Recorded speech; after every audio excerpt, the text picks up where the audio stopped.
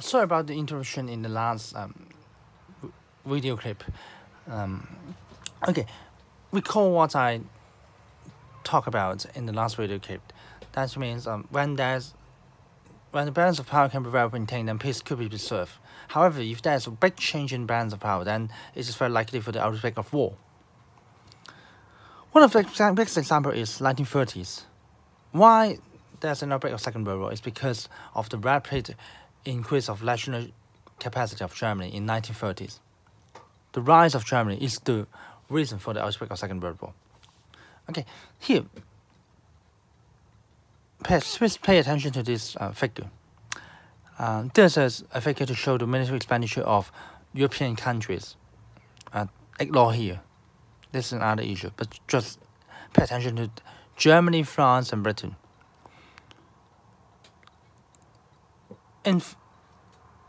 This is the military expenditure of these countries in their national currency.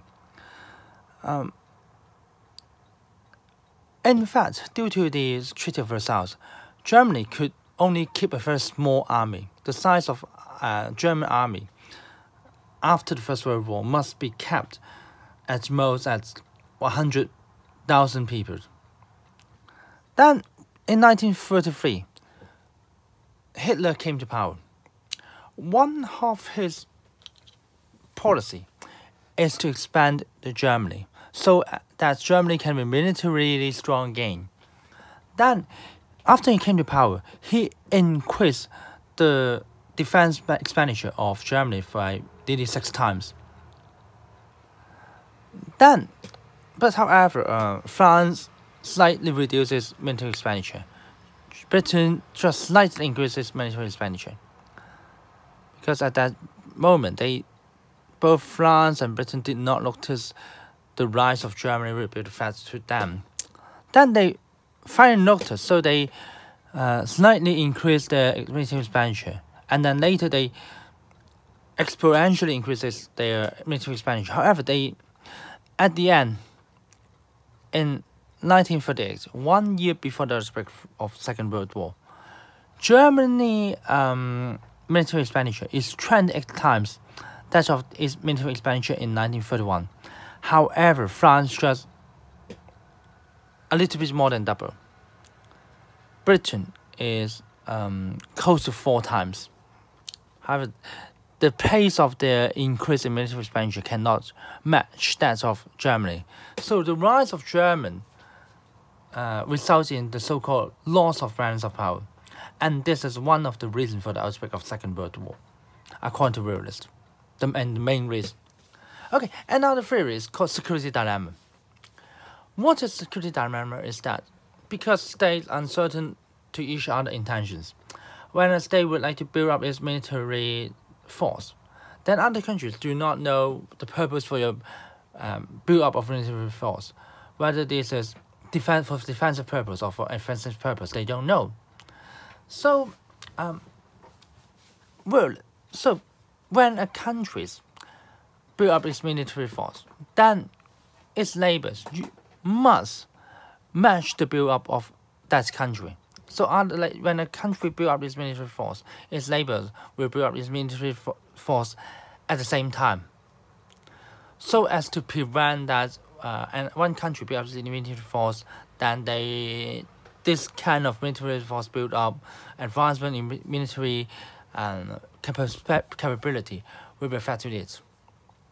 So, it ends up that.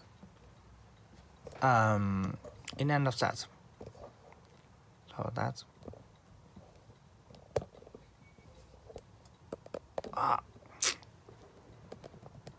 There's some problem with the recording.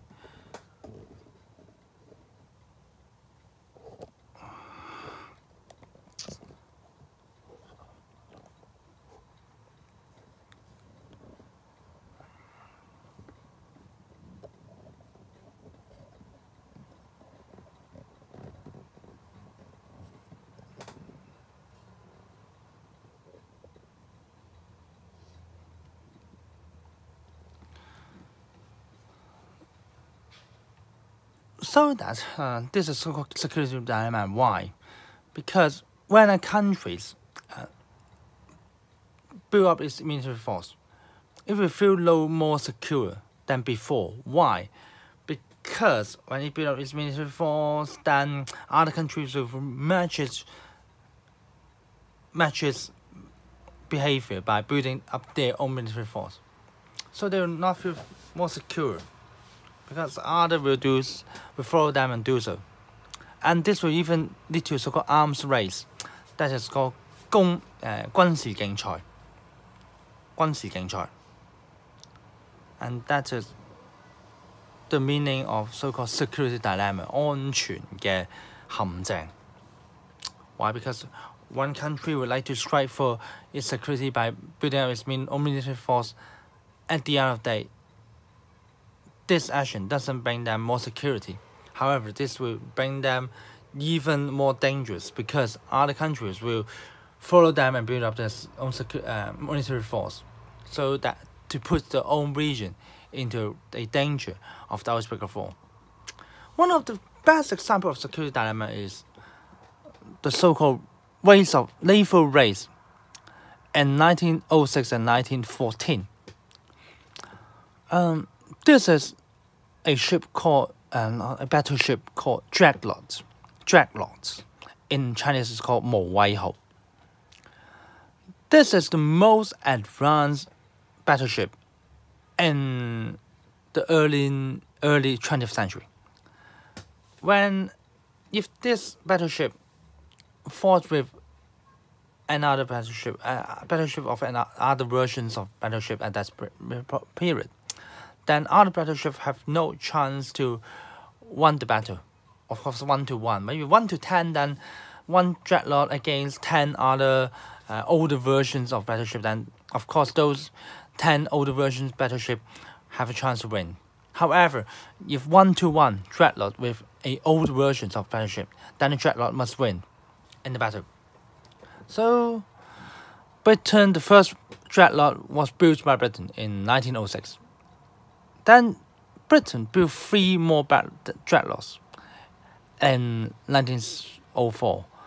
That means by 1904, Britain had 4 Dreadnoughts.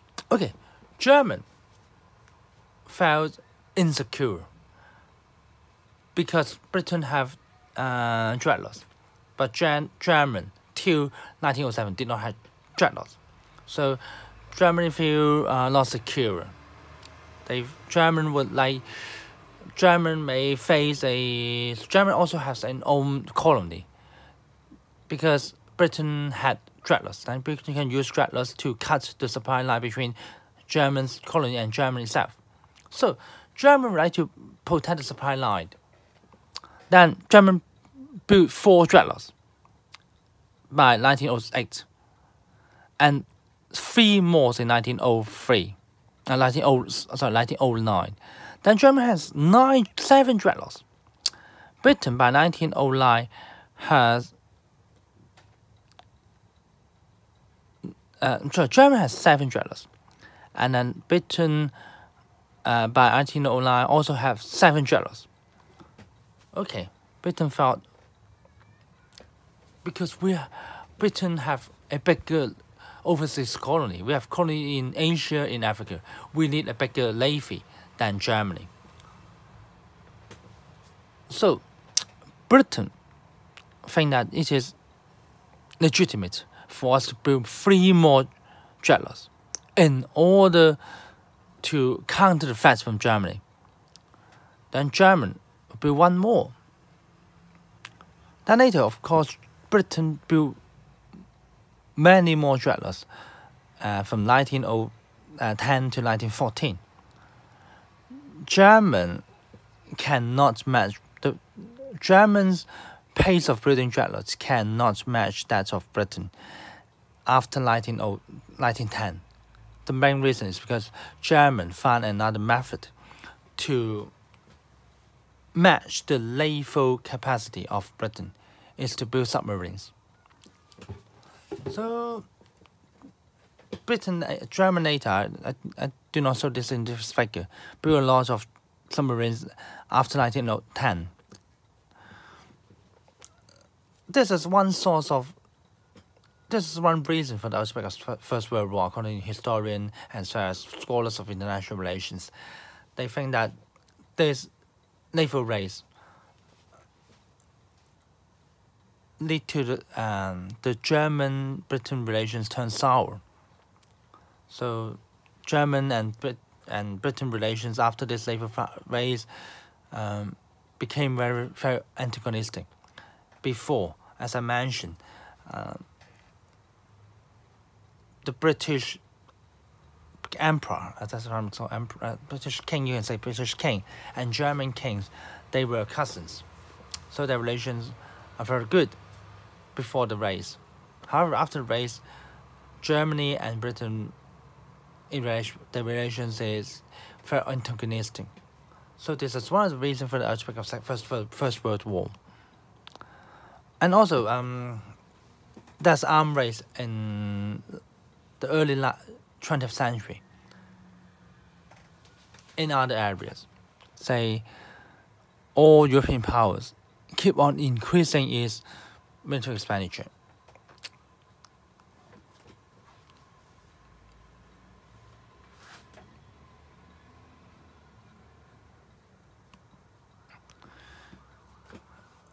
Okay, then for realism, international cooperation is very hard to conduct. Why? Because in an anarchical structure, the strengthening of capacity of others may lead to the decrease of its own security. Quite hard to understand, but very simple is that when a country, say, gets 5 dreadlocks, and you get 4, then relatively speaking, you are not as safety as before. Before that country have just 2 dreadlocks and you get 4. So international cooperation is like that. In that international cooperation, state concerned about relative gain. That is whether a country can gain from cooperation more than me.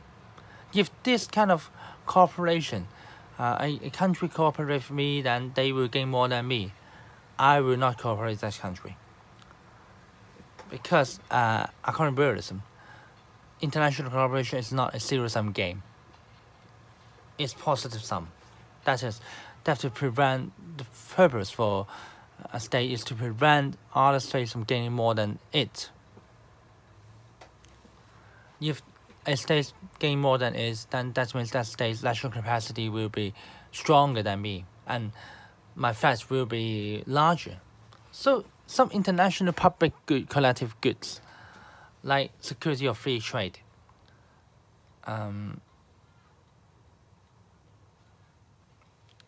it's hard to be preserved by, or hard to be maintained by international cooperation. Why? Because it is very hard for states to cooperate with each other due to the concern on relative gains. Okay, see you next time.